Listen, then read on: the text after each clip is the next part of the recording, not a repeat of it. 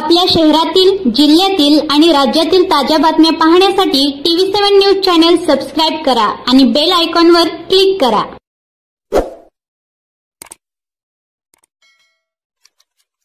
सांगोला पोलिसांनी अवैध वाळूसह 12,20,000च्या मुद्देमालासह एकाला ठोकल्या बेड्या।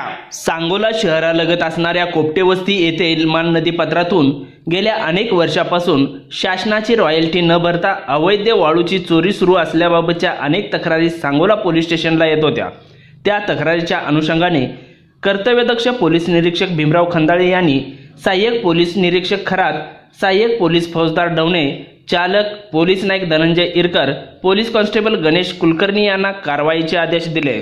पोलीस निरीक्षक भीमराव खंदाळे यांच्या आदेशानुसार वरील पोलिसांची टीम सांगोला शहरात पेट्रोलिंग करत असताना खबऱ्यामार्फत माहिती मिळाली की कोपटे वस्तीकडून सांगोला शहराकडे एक पांढऱ्या रंगाचा टिपर अवैध वाळू भरून येत असल्याची माहिती मिळताच लागलीच वरील टीम पंढरपूर ब्रिज बायपासने जात असताना समोरून एक पांढऱ्या रंगाचा टिपर येत असताना दिसला।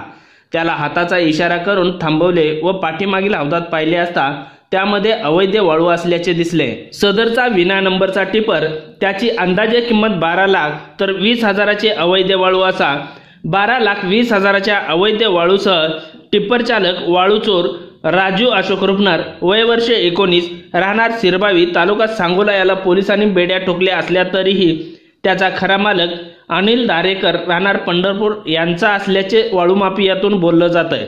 तसेच सदरचा टिपर हा धनाजी जानकर, सागर शेळके हे पार्टनरशिपमध्ये चालवत असल्याचीही चर्चा वाळू माफियातून सुरू असल्याचे समजतंय।